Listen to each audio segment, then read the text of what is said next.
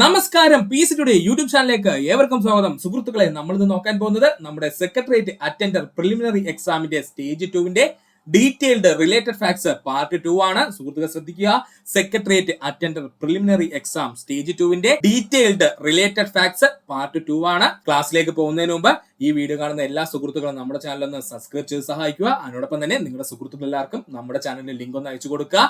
അപ്പോൾ നമുക്ക് സമയം കളയേണ്ട, ക്ലാസ്സിലേക്ക് പോകാം. നമ്മൾ കഴിഞ്ഞ ദിവസം 11 ചോദ്യങ്ങളുടെ അതിന്റെ റിലേറ്റഡ് ഫാക്ട്സുമാണ് നോക്കിയത്. ഇന്ന് നമുക്ക് 12ാമത്തെ ചോദ്യത്തിലേക്ക് കടക്കാം. കാശ്മീർ ഹിമാലയ ഭാഗത്ത് കണ്ടുവരുന്ന കുങ്കുമപ്പൂ കൃഷിക്ക് അനുയോജ്യമായ മണ്ണിനമാണ് കരീവ മണ്ണ്. പഠിച്ചോളണേ. ക്വസ്റ്റ്യൻ ഒന്നും കൂടി ആവർത്തിക്കാം സുഹൃത്തുക്കളെ. കാശ്മീർ ഹിമാലയ ഭാഗത്ത് കണ്ടുവരുന്ന കുങ്കുമപ്പൂ കൃഷിക്ക് അനുയോജ്യമായ മണ്ണിനമാണ് കരീവ മണ്ണ് അല്ലെങ്കിൽ കരേവ മണ്ണെന്നൊക്കെ അറിയപ്പെടുന്നത്. ഇന്ത്യയിലെ മണ്ണിനങ്ങളുമായി ബന്ധപ്പെട്ട ഒരു ക്ലാസ് നമ്മൾ എടുത്തിരുന്നു. അവിടെ വളരെ വിശദീകരിച്ച് തന്നെ ഇന്ത്യയിലെ മണ്ണിനങ്ങൾ പറയുമ്പോൾ ഈ കരേവ മണ്ണിനെ പറ്റിയും പറഞ്ഞിട്ടുണ്ടായിരുന്നു. മറ്റു കുറച്ച് പ്രോപ്പർട്ടീസൂടെ കരേവ മണ്ണിനെ കുറിച്ചുണ്ട്. ഇതുമായി ബന്ധപ്പെട്ട വീഡിയോ ലിങ്ക് ഡിസ്ക്രിപ്ഷനിൽ കൊടുത്തിരിക്കാം. അപ്പൊ നമുക്ക് സമയം കളയേണ്ട, ഇതുമായി ബന്ധപ്പെട്ട് കുറച്ച് റിലേറ്റഡ് ഫാക്ട്സ് പഠിക്കാം. മണൽ മണ്ണ്. മണൽ മണ്ണിൽ ഏറ്റവും കൂടുതൽ ഉണ്ടാകുന്ന വിളയിനങ്ങൾ ഏതൊക്കെയെന്ന് ചോദിച്ചാൽ തെങ്ങ്, തണ്ണിമത്തൻ, ചോളം, തിന, ബാർലി, കള്ളിമുൾ ചെടി നമുക്കറിയാം.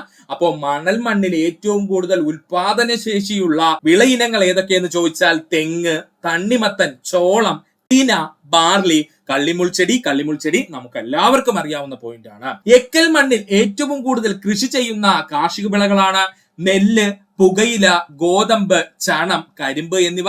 ഈ പറഞ്ഞിരിക്കുന്ന എല്ലാ പോയിന്റും PSC പ്രീവിയസ് ആയി ചോദിച്ചതാണ്. അതുകൊണ്ട് സുഹൃത്തുക്കൾ വ്യക്തമായിട്ട് പഠിച്ചു വെക്കണം. എക്കൽ മണ്ണിനകത്ത് കൃഷി ചെയ്യുന്ന പ്രധാനപ്പെട്ട വിളകൾ ഏതൊക്കെയാ? നെല്ല്, ഗോതമ്പ്, പുകയില, ചണം, കരിമ്പ് എന്നിവയാണ്. കറുത്ത മണ്ണിൽ കൃഷി ചെയ്യുന്ന പ്രധാനപ്പെട്ട വിളകളാണ് പരുത്തി, നിലക്കടല, സൂര്യകാന്തി. ഇത് മൂന്നും PSC പ്രീവിയസ് ആയി ചോദിച്ചതാണ്. പഠിച്ചോളനെ. കറുത്ത മണ്ണ് അല്ലെങ്കിൽ റിഗർ സോയിൽ എന്നൊക്കെ നമ്മൾ പറയും. അത്തരം മണ്ണിൽ കൃഷി ചെയ്യുന്ന പ്രധാനപ്പെട്ട കാർഷിക വിളകൾ ഏതൊക്കെയാ? പരുത്തി, നിലക്കടല, സൂര്യകാന്തി എന്നിവയാണ്. ചെമ്മണ്ണിൽ പ്രധാനമായിട്ടും കൃഷി ചെയ്യുന്ന കാർഷിക വിളകളാണ് ഉരുളക്കിഴങ്ങ്, തിനവിളകള്, പയറുവർഗ്ഗങ്ങള്. സുഹൃത്തുക്കൾക്ക് കൺഫ്യൂഷൻ ഒന്നും വേണ്ട. ഇത് മണ്ണിനമാണ്. അതുകൊണ്ട് തന്നെ പല വിളകളും പല മണ്ണിലും നമ്മൾ കൃഷി ചെയ്യാറുണ്ട്. അതുകൊണ്ട് ചെമ്മണ്ണിലും തിനവിളകളുണ്ട്. അതുപോലെ തന്നെ മണൽ മണ്ണിലും നമുക്ക് എന്ത് ചെയ്യാൻ പറ്റും? നല്ല ജലം ഉപയോഗിച്ചിട്ട് തിനവിളകൾ കൃഷി ചെയ്യാൻ പറ്റും. അപ്പോൾ കൺഫ്യൂഷൻ ഒന്നും വേണ്ട. ചെമ്മണ്ണിൽ ഏറ്റവും കൂടുതൽ കൃഷി ചെയ്യുന്ന വിളകൾ ഏതൊക്കെയാ? ഉരുളക്കിഴങ്ങ്, തിനവിളകള്, പയറുവർഗ്ഗങ്ങൾ എന്നിവയാണ്. ചെങ്കൽ മണ്ണ് അഥവാ ലാറ്ററൈറ്റ് മണ്ണ് നമ്മുടെ കേരളത്തിൽ ഏറ്റവും കൂടുതൽ കാണപ്പെടുന്ന മണ്ണിനമാണ് അല്ലെ ലാറ്ററൈറ്റ് മണ്ണ് അഥവാ ചെങ്കൽ മണ്ണ്. ചെങ്കൽ മണ്ണിൽ ഏറ്റവും കൂടുതൽ കൃഷി ചെയ്യുന്ന കാർഷിക വിളകളാണ് റബ്ബർ, കുരുമുളക്, കശുമാവ്, അടയ്ക്ക, പൈനാപ്പിൾ, മരിച്ചീനി. ഇതിനകത്ത് റബ്ബറും കുരുമുളകും കശുമാവും മരിച്ചീനിയും PSC പ്രീവിയസ് ആയി ചോദിച്ചതാണ്. പഠിക്കുക. ചെങ്കൽ മണ്ണ് അഥവാ ലാറ്ററൈറ്റ് സോയിലിൽ ഏറ്റവും കൂടുതൽ കൃഷി ചെയ്യുന്ന കാർഷിക വിളകൾ ഏതൊക്കെയാ സുഹൃത്തുക്കളെ?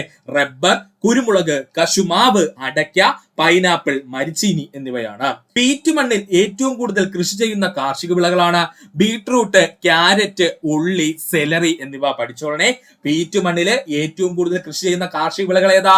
ബീട്രൂട്ട്, ക്യാരറ്റ്, ഉള്ളി, സെലറി എന്നിവയാണ്. പർവ്വത മണ്ണിൽ ഏറ്റവും കൂടുതൽ കൃഷി ചെയ്യുന്ന കാർഷിക വിളകളാണ് പച്ചക്കറികൾ, തേയില, കാപ്പി. തേയില, കാപ്പിയും പ്രീവിയസ് ക്വസ്റ്റ്യൻ പഠിച്ചോളണേ. പർവ്വത മണ്ണ് അല്ലെങ്കിൽ അവനെ നമ്മൾ പറയും വനമണ്ണ് എന്നൊക്കെ പറയും. ഈ മണ്ണിൽ കൃഷി ചെയ്യുന്ന പ്രധാനപ്പെട്ട കാർഷിക വിളകൾ ഏതൊക്കെയാ?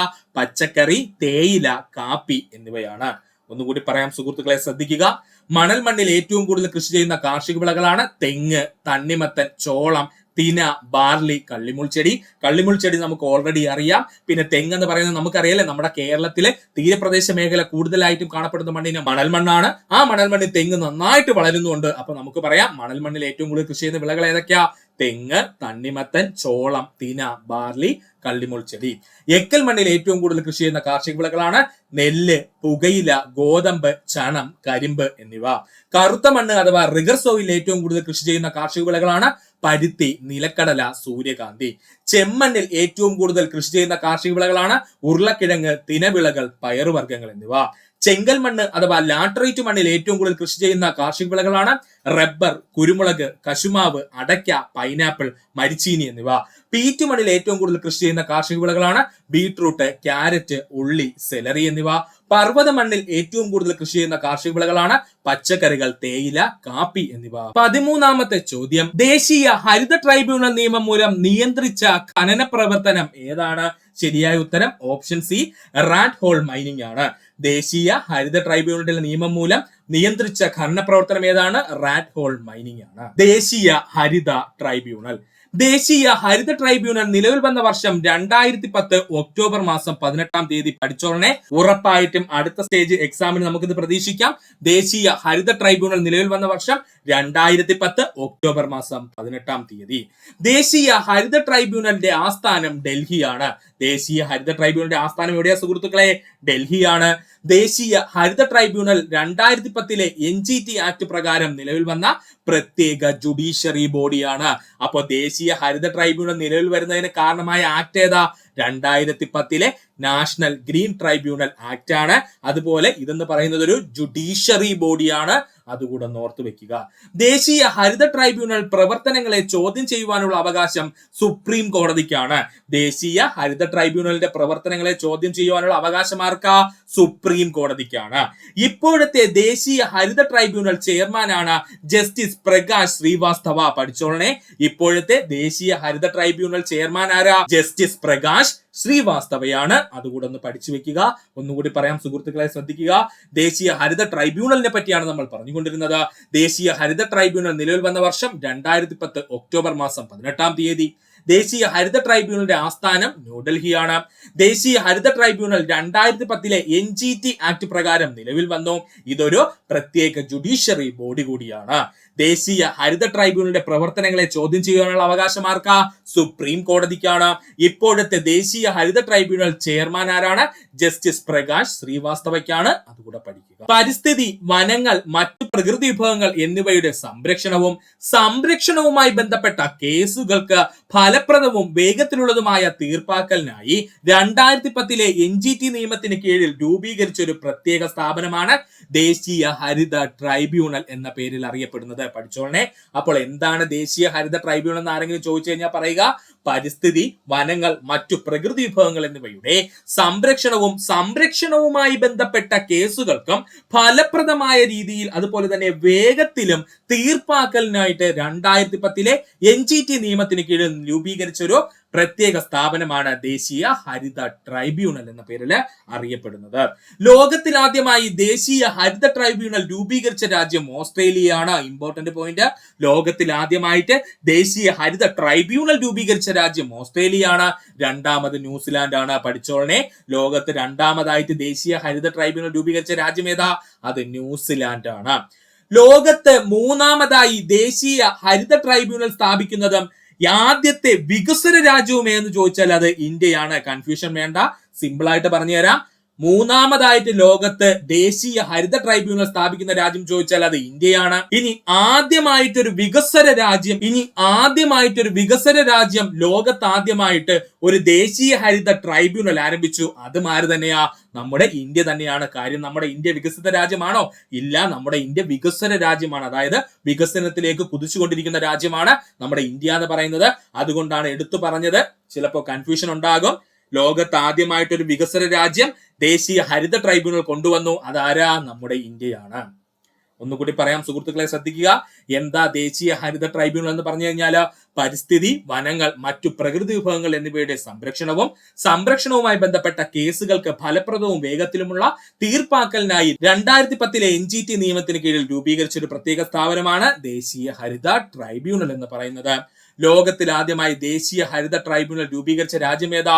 ഓസ്ട്രേലിയയാണ്. രണ്ടാമതായി രൂപീകരിച്ചതാരാ? ന്യൂസിലാൻഡ് ആണ്. മൂന്നാമതായി രൂപീകരിച്ചതാരാ? നമ്മുടെ സ്വന്തം ഇന്ത്യയാണ്. പക്ഷെ അവിടെ പഠിക്കേണ്ട മറ്റൊരു പോയിന്റ് എന്താ? ആദ്യമായിട്ട് ഒരു വികസന രാജ്യം ദേശീയ ഹരിത ട്രൈബ്യൂണൽ സ്ഥാപിക്കുന്നത് ആരാ? നമ്മുടെ സ്വന്തം ഇന്ത്യയാണ്. അതുകൂടെ ഒന്ന് ദേശീയ ഹരിത ട്രൈബ്യൂണൽ 3 പ്രധാന അംഗങ്ങൾ ഉൾക്കൊള്ളുന്നു. ആരൊക്കെയാ അവര്? ഒരു ചെയർപേഴ്സൺ ഉണ്ട്, ജുഡീഷ്യൽ അംഗങ്ങളുടെ ഒരു വിങ് ഉണ്ട്, വിദഗ്ധ അംഗങ്ങളുടെ ഒരു വിങ് ഉണ്ട്. ഓക്കെ ആണേ. ദേശീയ ഹരിത ട്രൈബ്യൂണലിന് 3 പ്രധാന അംഗങ്ങളുണ്ട്. ആരൊക്കെയാണത്?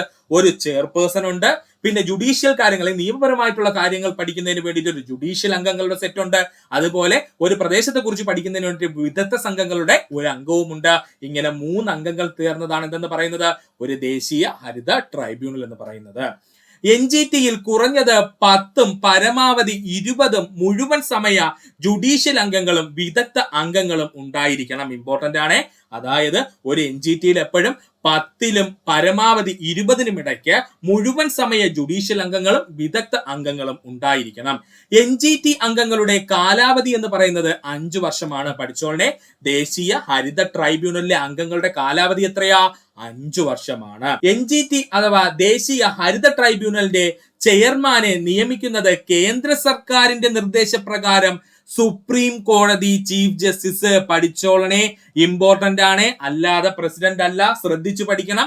NGT അഥവാ ദേശീയ ഹരിത ട്രൈബ്യൂണലിന്റെ ചെയർമാനെ നിയമിക്കുന്നത് ആരാ, അല്ലെങ്കിൽ ചെയർപേഴ്സണെ നിർമ്മിക്കുന്നത് ആരാ? അത് കേന്ദ്ര സർക്കാരിന്റെ നിർദ്ദേശപ്രകാരം സുപ്രീം കോടതി ചീഫ് ജസ്റ്റിസ് ആണ്. പഠിക്കുക. ഇനി നമുക്ക് നോക്കാനുള്ളത് ദേശീയ ഹരിത ട്രൈബ്യൂണലിന്റെ പ്രധാന വിധികളാണ്. നമുക്ക് നോക്കാം, ഇമ്പോർട്ടന്റ് ആണ്. ഈ ഒരു ഭാഗത്ത് നിന്നാണ് ആ ചോദ്യം വന്നത്, അതുകൊണ്ടാണ് ഈ ഒരു ഭാഗം കൂടെ നമ്മൾ ഉൾപ്പെടുത്തിയത്. അപ്പോൾ നാഷണൽ ഗ്രീൻ ട്രൈബ്യൂണൽ അഥവാ ദേശീയ ഹരിത ട്രൈബ്യൂണലിന്റെ പ്രധാന വിധികൾ. 2012 ദക്ഷിണ കൊറിയൻ സ്റ്റീൽ നിർമ്മാതാക്കളുടെ കമ്പനിയായ പോസ്കോ ഒഡീഷ സർക്കാരുമായി സ്റ്റീൽ പ്രോജക്ട് സ്ഥാപിക്കുന്നതിനായി ധാരണാപത്രം ഒപ്പുവെച്ചു. NGT ഉത്തരവ് പ്രകാരം ഇത് സസ്പെൻഡ് ചെയ്തു. 2012 ദക്ഷിണ കൊറിയൻ സ്റ്റീൽ നിർമ്മാതാക്കളുടെ കമ്പനിയായിട്ടുള്ള പോസ്കോ കമ്പനി ഒഡീഷൻ സർക്കാരുമായിട്ടൊരു സ്റ്റീൽ പ്രോജക്ട് സ്ഥാപിക്കുന്നതിനായിട്ട് ധാരണാപത്രം ഒപ്പുവെച്ചു. എന്നാൽ NGT ഇടപെട്ടിട്ട് ഈ ഉത്തരവ് എന്ത് ചെയ്തു? സസ്പെൻഡ് ചെയ്യുകയും ചെയ്തു. 2012 Almitra H Patel versus union of India കേസിൽ ലാൻഡ് ഫില്ലുകൾ ഉൾപ്പെടെ ഭൂമിയിൽ മാലിന്യം തുറന്നു കത്തിക്കുന്നത് പൂർണ്ണമായും നിരോധിച്ചുകൊണ്ട് NGT വിധിച്ചു. ഇമ്പോർട്ടന്റ് ആണ്. പബ്ലിക് പ്ലേസസിൽ നമുക്ക് മാലിന്യം കൊണ്ടുപോയി കത്തിക്കാൻ കഴിയാത്തതിന് കാരണം 2012 നമ്മുടെ NGT ഒരു വിധി കൊണ്ടുവന്നിരുന്നു. അതായത് പൊതു ഇടങ്ങളിൽ കൊണ്ടുവന്ന മാലിന്യങ്ങൾ കത്തിക്കാൻ പാടില്ല. ആ നിയമമാണ് ഈ പറഞ്ഞത് കേട്ടോ. അതുകൊണ്ട് അത് ശ്രദ്ധിച്ചു പഠിക്കുക, ഇമ്പോർട്ടന്റ് ആണ്. 2012 Almitra H Patel versus union of India കേസില് ലാൻഡ് ഫില്ലുകൾ ഉൾപ്പെടെയുള്ള ഭൂമിയിൽ മാലിന്യം തുറന്ന് കത്തിക്കുന്നത് പൂർണ്ണമായും നിരോധിച്ചുകൊണ്ട് NGT വിധിച്ചു. ഖരമാലിന്യ സംസ്കരണവുമായി ബന്ധപ്പെട്ട് ഇന്ത്യയിൽ ഏറ്റവും വലിയ സുപ്രധാന കേസായി കണക്കാക്കപ്പെടുന്നത് 2012 Almitra H Patel versus union of India കേസാണ്. ഇമ്പോർട്ടന്റ് ആണ്. ഖരമാലിന്യ സംസ്കരണവുമായി ബന്ധപ്പെട്ട ഇന്ത്യയിലെ ഏറ്റവും വലിയ സുപ്രധാന കേസ് എന്നറിയപ്പെടുന്നത് എന്ന് ചോദിച്ചാൽ 2012 വന്ന Almitra H Patel versus union of India കേസാണ്. ഈ കേസ് പ്രകാരം എന്താ ഉണ്ടായത്? വെറുതെ പൊതു ഇടങ്ങളിൽ കൊണ്ടുവന്നിട്ട് നമുക്ക് മാലിന്യം കത്തിക്കാൻ പറ്റില്ല. ഇതിനെ നിരോധിച്ചതാരാ? നമ്മുടെ NGT ആണ് ഇതിനു വേണ്ടിയിട്ടുള്ള നിരോധന നിയമം കൊണ്ടുവന്നത്. അതുകൂടെ ഒന്ന് പഠിക്കുക. 2015 10 വർഷത്തിലധികം പഴക്കമുള്ള എല്ലാ ഡീസൽ വാഹനങ്ങളും ഡൽഹിയിൽ ഓടിക്കാൻ അനുവദിക്കില്ലെന്ന് NGT ഉത്തരവിട്ടു. ഇമ്പോർട്ടന്റ് ആണ്, പഠിച്ചോളണേ. 2015 10 വർഷത്തിലധികം പഴക്കമുള്ള എല്ലാ ഡീസൽ വാഹനങ്ങളും ഡൽഹിയിൽ ഓടിക്കാൻ അനുവദിക്കില്ലെന്ന് NGT ഉത്തരവിട്ടു. ഇതിപ്പം ഓൾ ഓവർ ദ ഇന്ത്യ വരാൻ പോവുകയാണ്. അതായത് എല്ലാ സംസ്ഥാനങ്ങളും ഇനി മുതൽ 10 വർഷത്തിലധികം പഴക്കമുള്ള ഡീസൽ വാഹനങ്ങൾ, അതായത് ചെറുവാഹനങ്ങൾ, നമ്മുടെ കാർ പോലുള്ള വാഹനങ്ങളില്ലേ, അതൊന്നും ഉപയോഗിക്കാൻ പറ്റില്ല എന്നൊരു നിയമം ഇപ്പോൾ വരാൻ പോവുകയാണ്. അതുകൊണ്ട് വളരെ പ്രശസ്തമായ ഒരു ചോദ്യമാണത്. 2015 10 വർഷത്തിലധികം പഴക്കമുള്ള എല്ലാ ഡീസൽ വാഹനങ്ങളും ഡൽഹിയിൽ ഓടിക്കാൻ അനുവദിക്കില്ല എന്ന് ഉത്തരവിട്ടതാണെന്ന് ചോദിച്ചാൽ അതും NGT ആണ്. പഠിക്കുക. ഇനി നമുക്ക് പ്രധാനമായിട്ട് നോക്കേണ്ട പോയിന്റ് ആണ് പറയാൻ പോകുന്നത്. അതായത് നമ്മുടെ നാഷണൽ ഗ്രീൻ ട്രൈബ്യൂണല് പ്രധാനമായിട്ടും റദ്ദാക്കിയ കുറച്ച് പദ്ധതികളുണ്ട്. ആ പദ്ധതികളെ പറ്റിയാണ് നമ്മൾ നോക്കാൻ പോകുന്നത്. സുഹൃത്തുക്കൾ ശ്രദ്ധിക്കുക. ഒന്നാമത്തത് കേരളത്തിലെ ആറന്മുള വിമാനത്താവളം. കേരളത്തിലെ ആറന്മുള വിമാനത്താവളം. രണ്ടാമത്തത് ലോവർ ഡെയിം ജലവൈദ്യുത പദ്ധതി. മൂന്നാമത് അരുണാചൽ പ്രദേശിലെ നമൻചങ്കു. ഗോവയിലെ ഖനന പദ്ധതികൾ 4. ഛത്തീസ്ഗഡിലെ കൽക്കരി ഖനന പദ്ധതികൾ. ഇത്രയും പദ്ധതികളെ NGT റദ്ദാക്കുകയോ അല്ലെങ്കിൽ പുതുതായി വിലയിരുത്തലിന് വേണ്ടിയിട്ട് മാറ്റിവെക്കുകയോ ചെയ്തിട്ടുള്ള പ്രധാനപ്പെട്ട പദ്ധതികൾ ചോദിച്ചാൽ പഠിച്ചോളണം. ഒന്നെന്താ സുഹൃത്തുക്കളെ? കേരളത്തിലെ ആറന്മുള വിമാനത്താവളം. രണ്ടാമത് എന്താ പറഞ്ഞത്? ലോവർ ഡെംബെ ജലവൈദ്യുത പദ്ധതി. അരുണാചൽ പ്രദേശിലെ നമൻചുങ്കു. ഗോവയിലെ ഖനന പദ്ധതികൾ. ഛത്തീസ്ഗഡിലെ കൽക്കരി ഖനന പദ്ധതികൾ. ഇവയെല്ലാം ഒന്നുകിൽ എന്ത് ചെയ്തിട്ടുണ്ട്? റദ്ദാക്കിയിട്ടുണ്ട് കുറച്ച്. ബാക്കിയുള്ളവ എന്ത് ചെയ്തിട്ടുണ്ട്? പുതുതായിട്ട് വിലയിരുത്തുന്നതിന് വേണ്ടിയിട്ട് മാറ്റിവെച്ചിട്ടുമുണ്ട്. അതുകൊണ്ട് സുഹൃത്തുക്കൾ ഈ പോയിന്റ് പഠിച്ചു. 2017 NGT ഡൽഹിയിൽ 50 മൈക്രോണിൽ താഴെയുള്ള പ്ലാസ്റ്റിക് ബാഗുകൾ ഇടക്കാല നിരോധനം ഏർപ്പെടുത്തി. കാരണം അവ മൃഗങ്ങളുടെ മരണത്തിന് കാരണമാകുന്നു, അഴുക്കുചാലുകൾ അടഞ്ഞു കിടക്കുന്നു, അതുപോലെ പരിസ്ഥിതിക്ക് ദോഷകരമായി ബാധിക്കുന്നു. ഈ 3 പോയിന്റുകൾ കാരണമാണ് 2017 NGT ഡൽഹിയിലെ 50 മൈക്രോണിൽ താഴെ കട്ടിയുള്ള പ്ലാസ്റ്റിക് ബാഗുകൾ നിരോധിച്ചത്. അതും വളരെ ഇമ്പോർട്ടന്റ് ആണ്, പഠിച്ചോളനെ. അടുത്തൊരു എക്സാമിന് ഉറപ്പായിട്ടും ഇത് നമുക്ക് പ്രതീക്ഷിക്കാം. 2017 NGT ഡൽഹിയിൽ 50 മൈക്രോണിൽ താഴെ കട്ടിയുള്ള പ്ലാസ്റ്റിക് ബാഗുകൾ ഇടക്കാല നിരോധനം ഏർപ്പെടുത്തി. ഇതിന് കാരണം ചോദിച്ചാൽ അവ മൃഗങ്ങളുടെ മരണത്തിന് കാരണമാകുന്നു, അഴുക്കുചാലുകൾ അടഞ്ഞു കിടക്കുന്നതിന് കാരണമാകുന്നു, പരിസ്ഥിതിക്ക് ദോഷകരമായി ബാധിക്കുന്നു. 14ാമത്തെ ചോദ്യം, ടൂത്ത് പേസ്റ്റിലെ പ്രധാന ഘടകം ഏതെന്നാണ് ചോദിച്ചിരിക്കുന്നത്. 14ാമത്തെ ചോദ്യം എന്താ സുഹൃത്തുക്കളെ? ടൂത്ത് പേസ്റ്റിലെ പ്രധാനപ്പെട്ട ഘടകം എന്തെന്നാണ് നമുക്ക് നോക്കാം. ഉത്തരം ടൈറ്റാനിയം ഓക്സൈഡ് ആണ് കേട്ടോ, പഠിച്ചോളനെ. ടൂത്ത് പേസ്റ്റിലെ പ്രധാന ഘടകമാണെന്ന് ചോദിച്ചാൽ അത് ടൈറ്റാനിയം ഓക്സൈഡ് ആണ്. 14ാമത്തത് രസതന്ത്രം നിത്യജീവിതത്തിൽ എന്ന് പറയുന്ന മേഖലയിൽ നിന്ന് ചോദിച്ച ചോദ്യമാണ്. അപ്പോ രസതന്ത്രവുമായി ബന്ധപ്പെട്ട് കിടക്കുന്ന നമ്മുടെ നിത്യജീവിതത്തിലെ കുറച്ച് വസ്തുക്കളെ പറ്റി നമുക്കൊന്ന് പഠിക്കാൻ സുഹൃത്തുക്കളെ. ശ്രദ്ധിക്കുക. Bathing soap potassium hydroxide. Bathing soap എന്നറിയപ്പെടുന്നത് ആരാ? പൊട്ടാസ്യം ഹൈഡ്രോക്സൈഡ് ആണ്. വാഷിംഗ് സോപ്പ് എന്ന പേരിൽ അറിയപ്പെടുന്നത് സോഡിയം ഹൈഡ്രോക്സൈഡ് ആണ്. വാഷിംഗ് സോപ്പ് എന്നറിയപ്പെടുന്നത് ആരാ? സോഡിയം ഹൈഡ്രോക്സൈഡ് ആണ്. തെറ്റിപ്പോവല്ലേ. ഏറ്റവും കൂടുതൽ ഉദ്യോഗാർത്ഥികൾ തെറ്റിക്കുന്ന പോയിന്റും അതുപോലെ പ്രീവിയസ് ക്വസ്റ്റ്യൻ ആണ്. പഠിക്കുക. ബാത്തിങ് സോപ്പ് എന്ന് പറഞ്ഞു കഴിഞ്ഞാൽ പൊട്ടാസ്യം ഹൈഡ്രോക്സൈഡും വാഷിംഗ് സോപ്പ് എന്ന് പറഞ്ഞു കഴിഞ്ഞാൽ സോഡിയം ഹൈഡ്രോക്സൈഡുമാണ്. Detergent sodium hydroxide, sodium sulphate, sodium phosphate സംയുക്തങ്ങള്. പഠിച്ചോളനെ. ഡിറ്റർജന്റ് ആയിട്ട് ഉപയോഗിക്കുന്നത് എന്തൊക്കെയാണ്? ഒന്നിൽ സോഡിയം ഹൈഡ്രോക്സൈഡ് ഉപയോഗിക്കാം, അല്ലെങ്കിൽ സോഡിയം സൾഫേറ്റിന്റെ ലവണങ്ങൾ ഉപയോഗിക്കാം, അല്ലെങ്കിൽ സോഡിയം ഫോസ്ഫേറ്റിന്റെ സംയുക്തങ്ങൾ നമുക്ക് ഉപയോഗിക്കാം. അപ്പോൾ ഡിറ്റർജന്റിൽ ഉപയോഗിക്കുന്ന ആരൊക്കെയാ? സോഡിയം ഹൈഡ്രോക്സൈഡ്, അല്ലെങ്കിൽ സോഡിയം സൾഫേറ്റ്, അല്ലെങ്കിൽ സോഡിയം ഫോസ്ഫേറ്റിന്റെ സംയുക്തങ്ങള്. മദ്യത്തിൽ അടങ്ങിയിരിക്കുന്ന ആൽക്കഹോൾ ആണ് എഥനോൾ എന്നറിയപ്പെടുന്നത്. ഒരുപാട് തവണ പ്രീവിയസ് ആയി PSC ചോദിച്ച ക്വസ്റ്റ്യൻ ആണ്. മദ്യത്തിൽ അടങ്ങിയിരിക്കുന്ന ആൽക്കഹോൾ ആണ് എഥനോൾ. എന്നാൽ വിഷമദ്യ ദുരന്തത്തിന് കാരണമാകുന്നത് ആരാ? അത് മെഥനോൾ ആണ്. ഇതാണ് തെറ്റിപ്പോകുന്നത്.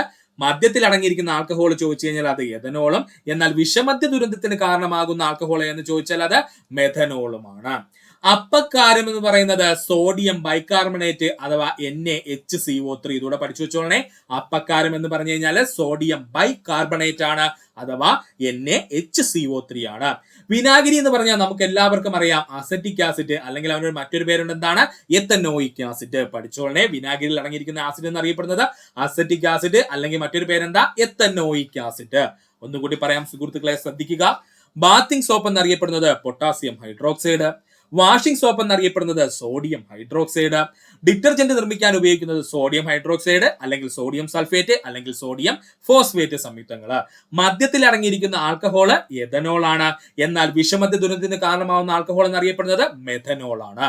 അപ്പക്കാരം എന്ന് പറയുന്നത് സോഡിയം ബൈകാർബണേറ്റ് ആണ്, അല്ലെങ്കിൽ നമുക്ക് പറയാം NaHCO3 ആണ്. വിനാഗിരി എന്ന് പറഞ്ഞു കഴിഞ്ഞാൽ അസറ്റിക് ആസിഡ് ആണ്, ഇല്ലെങ്കിൽ അവന് മറ്റൊരു പേരുണ്ട്, എന്താ സുഹൃത്തുക്കളെ? എത്തനോയിക് ആസിഡ് എന്ന്. ആസ്പിരിൻ ഗുളികകൾ അടങ്ങിയിരിക്കുന്നതാണ് അസറ്റലൈൻ സാലിസിലിക് ആസിഡ്. പഠിച്ചോളനെ. ആസ്പിരിൻ ഗുളികകളിൽ അടങ്ങിയിരിക്കുന്ന ആസിഡ് ഏതാണ്? അസറ്റലൈൻ സാലിസിലിക് ആസിഡ് ആണ്. എപ്സം സാൾട്ടിനകത്ത് അടങ്ങിയിരിക്കുന്നതാണ് മെഗ്നീഷ്യം സൾഫേറ്റ്. മെഗ്നീഷ്യം സൾഫേറ്റ് അറിയപ്പെടുന്ന പേരാണ് എപ്സം സാൾട്ട്. ടോയ്ലറ്റ് ക്ലീനർ ആയിട്ട് ഉപയോഗിക്കുന്നത് ഹൈഡ്രോക്ലോറിക് ആസിഡ് ആണ്. പഠിച്ചോളനെ.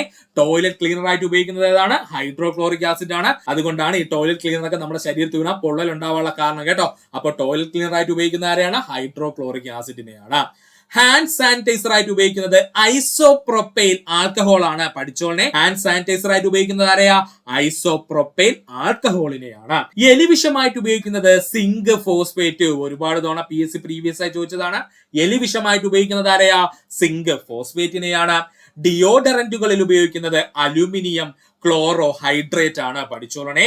ഡിയോഡറന്റുകൾ, അതായത് നമ്മൾ സ്പ്രേ ആയിട്ടൊക്കെ ഉപയോഗിക്കൂലേ, അതിനകത്ത് ഉപയോഗിക്കുന്ന പ്രധാനപ്പെട്ട ഘടകം ഏതാണ്? അലൂമിനിയം ക്ലോറോ ഹൈഡ്രേറ്റ് ആണ്. ചോക്ക് എന്ന് പറയുന്നത് കാൽസ്യം കാർബണേറ്റ് അഥവാ CaCO3 ആണ്. ഇതും പ്രീവിയസ് ക്വസ്റ്റ്യൻ ആണ്. പഠിച്ചോളനെ.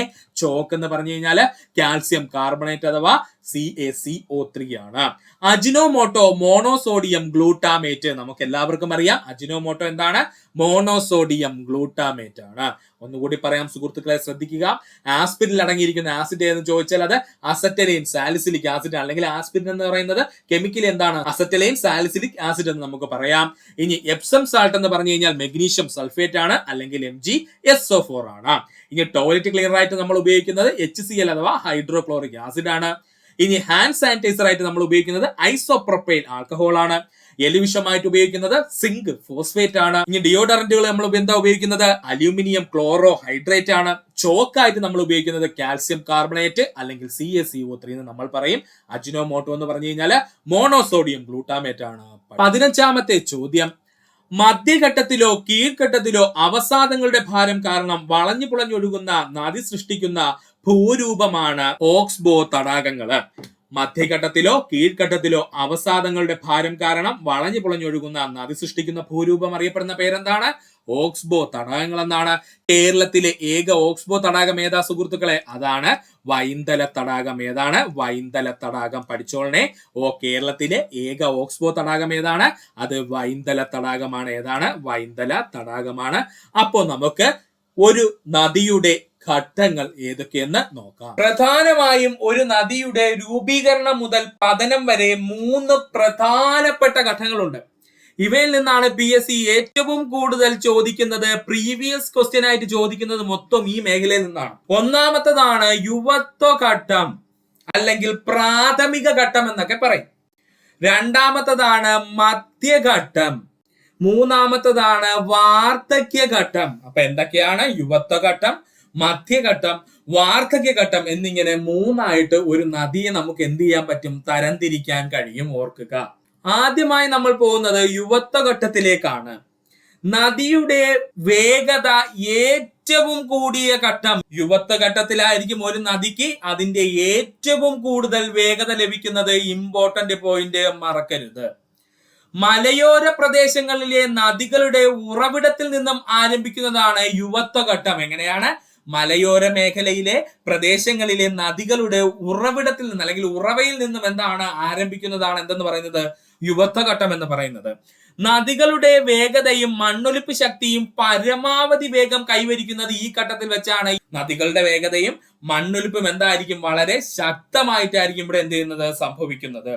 സ്ട്രീമുകൾ വളരെ കുറവായി കാണപ്പെടുന്നു. പഠിച്ചു വെച്ചേക്ക. ഇമ്പോർട്ടന്റ് പോയിന്റ് ആണ്. സ്ട്രീമുകൾ വളരെ കുറവായി കാണപ്പെടുന്നു യുവത്വഘട്ടത്തിൽ. വി ആകൃതിയിലുള്ള താഴ്വരകൾ രൂപീകരിക്കുന്നു. Important point. പ്രീവിയസ് ക്വസ്റ്റ്യൻ ഇപ്പൊ അങ്ങോട്ട് PSC ചോദിച്ചു കഴിഞ്ഞേ ഉള്ളൂ. വി ആകൃതിയിലുള്ള താഴ്വരകൾ എന്ത് ചെയ്യുന്നു? രൂപീകരിക്കുന്നു. നമുക്കൊന്ന് നോക്കാം ഇത് എങ്ങനെയാണ് സംഭവിക്കുന്നത്. അപ്പോൾ നമ്മൾ ഇവിടെ ഒരു നദി വരച്ചിട്ടുണ്ട്. അതുപോലെ തന്നെ നദിയുടെ എന്താണ് ഉത്ഭവ സ്ഥാനവും നമ്മൾ എന്ത് ചെയ്തിട്ടുണ്ട്? വരച്ചിട്ടുണ്ട്. അതൊരു മലയോര മേഖല അല്ലെങ്കിൽ ചെങ്കുത്തായ ഒരു മലനിരയിൽ നിന്നാണ് ഉത്ഭവിക്കുന്നത് എന്ന് കരുതുക. നദി ആദ്യമായി ഉത്ഭവിച്ചു വരുന്ന യുവത്വഘട്ടത്തിന്റെ ഭാഗമാണേ പറയുന്നത്. സുഹൃത്തുക്കൾ ഓർക്കുക, യുവത്വഘട്ട സമയത്ത് ഒരു പ്രത്യേകത ഉണ്ടേ. സുഹൃത്തുക്കൾ ഓർത്തു വെച്ചോളണം. യുവത്വഘട്ട സമയത്ത് നദിയുടെ മേൽഘട്ടത്തില് അല്ലെങ്കിൽ നദിയുടെ മേൽപ്പാളിയില് അപരദന പ്രക്രിയ വളരെ കുറവായിരിക്കും. കാരണം അവിടെ എന്താണ്? ഫ്രിക്ഷണൽ ഫോഴ്സ് എന്ന് പറയുന്നത് അല്ലെങ്കിൽ കർഷണ ബലം വളരെ കുറവായിരിക്കും.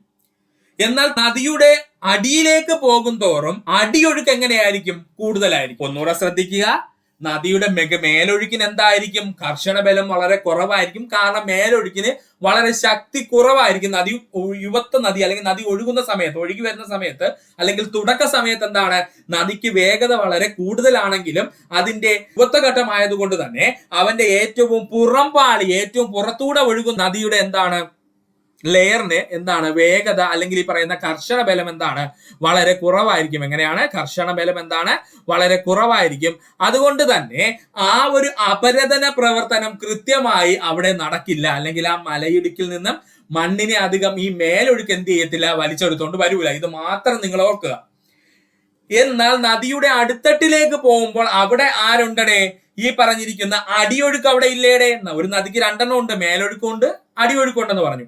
എന്നാൽ നദിയുടെ താഴ്ഭാഗത്ത് അങ്ങനെയല്ല. അടിയൊഴുക്ക് എന്തായിരിക്കും? ശക്തമായിരിക്കും. അപ്പൊ ആലോചിക്കുക, അടിയൊഴുക്ക് എന്തായിരിക്കും? വളരെ ശക്തമായിരിക്കും. ശക്തമായ അടിയൊഴുക്ക് ഉള്ളത് കൊണ്ട് തന്നെ നദിയുടെ അടിത്തട്ടിൽ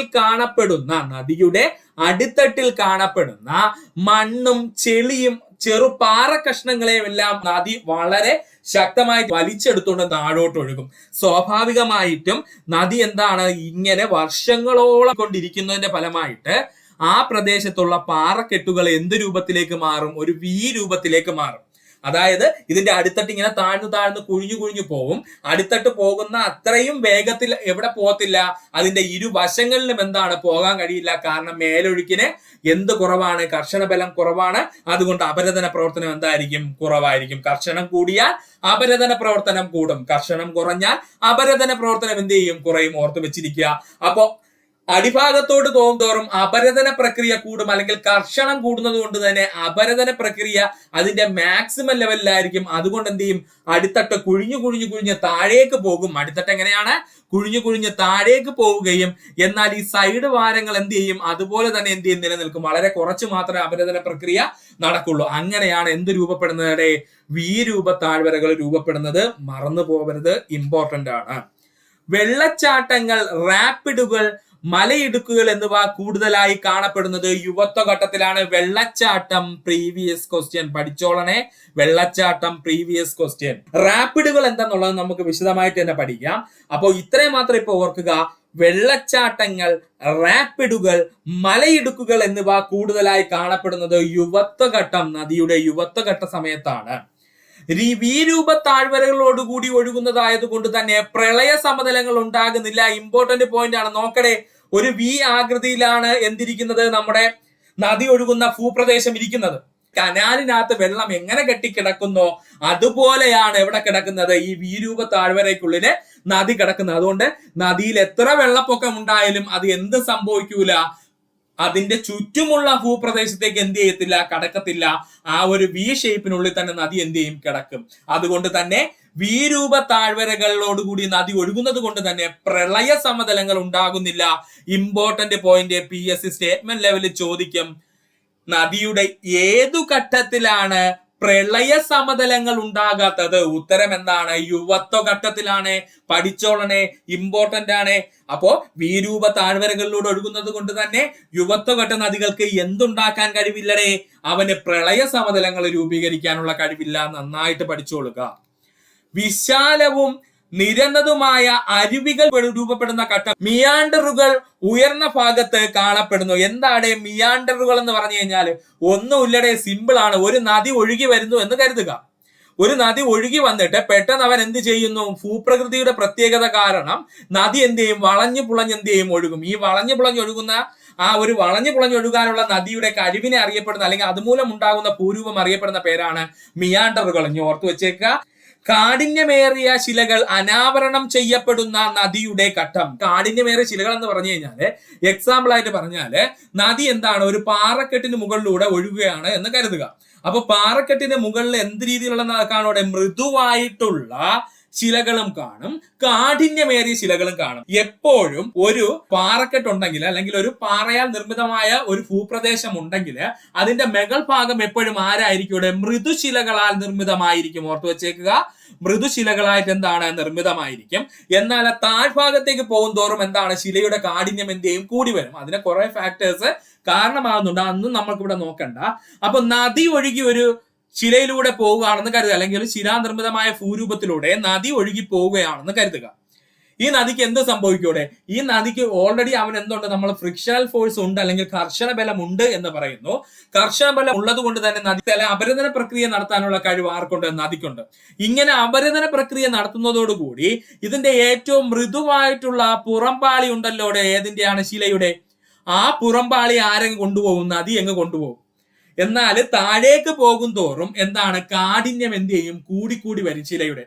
ഇങ്ങനെ ശിലയുടെ കാഠിന്യം കൂടുന്നത് കൊണ്ട് തന്നെ നദിക്ക് എന്ത് ചെയ്യാൻ പറ്റില്ല, പിന്നെ അവിടെ നിന്ന് കാഠിന്യമേറിയ ശിലയെ കൊണ്ടുപോകുന്നത് ബുദ്ധിമുട്ടായിട്ട് വരും.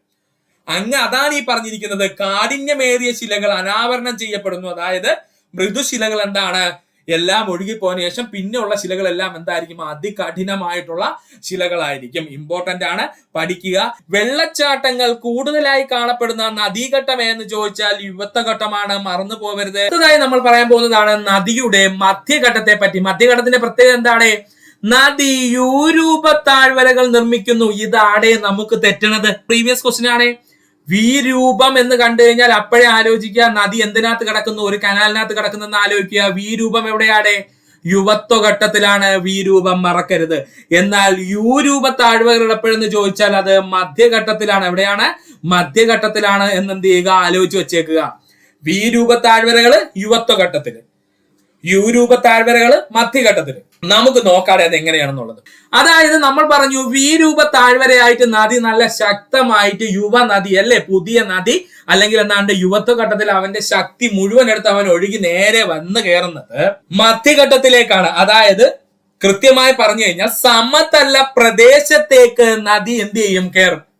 സമതല പ്രദേശത്ത് വന്നു കഴിഞ്ഞാലുള്ള പ്രശ്നം എന്തെന്ന് ചോദിച്ചാല് ഈ നദിയുടെ അടിയൊഴുക്ക് കുറയുന്നു. ആദ്യം പഠിക്കേണ്ട പോയിന്റ് ആണ്, സമതല പ്രദേശത്ത് കയറുന്ന നദിയുടെ എന്താണ് അടിയൊഴുക്ക് കുറയുന്നു, അല്ലെങ്കിൽ നമുക്ക് പറയാം നദിയുടെ വേഗത എന്ത് ചെയ്യുന്നു, കുറയുന്നു. അപ്പൊ യുവത്വ ഘട്ടത്തിൽ നിന്ന് മധ്യഘട്ടത്തിലെത്തുന്ന നദിയുടെ വേഗത എന്ത് ചെയ്യുന്നു, കുറയുന്നു. എന്നാൽ വാർദ്ധക്യ ഘട്ടത്തിന്റെ അത്രയും കുറയുന്നില്ല. എന്നാൽ യുവത്വ ഘട്ടത്തിന്റെ അത്രയും വേഗത ആർക്ക് കൈവരിക്കാൻ പറ്റൂല, നദിക്ക് കൈവരിക്കാൻ പറ്റൂല. നദിയുടെ വേഗത കുറയുന്നു എന്ന് പറഞ്ഞു കഴിഞ്ഞാൽ അപ്പോഴേ സുഹൃത്തുക്കൾ എല്ലാവരും ചിന്തിക്കുക, നദിയുടെ എന്താണ് അടിയൊഴുക്ക് എന്ത് ചെയ്തു, കുറഞ്ഞു. നദിയുടെ അടിയൊഴുക്ക് കുറയുന്നതോടുകൂടി ചിത്രത്തിലേക്ക് നോക്കുക, അല്ലെങ്കിൽ നമ്മൾ വരയ്ക്കുന്നതിലേക്ക് നോക്കിക്കൊള്ളുക സുഹൃത്തുക്കള്. ഈ നദിയുടെ ഒഴുക്ക് എന്ത് ചെയ്യോടെ കുറയും. കുറയുമ്പോഴത്തേക്കും സംഭവിക്കുന്നത് നദിയുടെ അടിയൊഴുക്ക് കുറയുന്നതോടുകൂടി അടിഭാഗത്തെ അല്ലെങ്കിൽ താഴ്ഭാഗത്തെ എന്താണ് അപരദന പ്രക്രിയ എന്ത് ചെയ്യും, കുറയും. താഴ്ഭാഗത്തുള്ള അപരദന പ്രക്രിയ എന്ത് ചെയ്യും, കുറയുകയും ആ അപരദന പ്രക്രിയ എങ്ങോട്ടേക്ക് മാറും, വശങ്ങളിലേക്ക് മാറുകയും ചെയ്യും. എങ്ങോട്ട് മാറോടെ, വശങ്ങളിലേക്ക് എന്ത് ചെയ്യും, മാറുകയും ചെയ്യും. അല്ലെങ്കിൽ നദിയുടെ മേൽഭാഗത്തുള്ള ഒഴുക്കിലായിരിക്കും പിന്നെ കൂടുതലായിട്ട് എന്ത് സംഭവിക്കുന്നത്, അപരദന പ്രക്രിയ നടക്കുന്നത്.